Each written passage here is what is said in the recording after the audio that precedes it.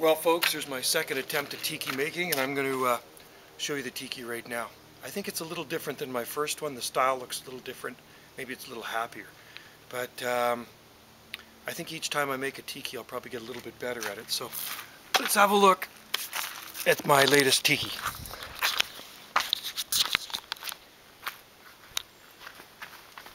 What do you think? Not too bad, eh?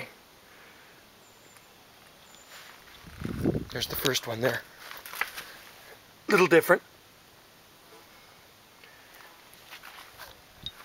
Anyway, that's a chunk of Western Red Cedar.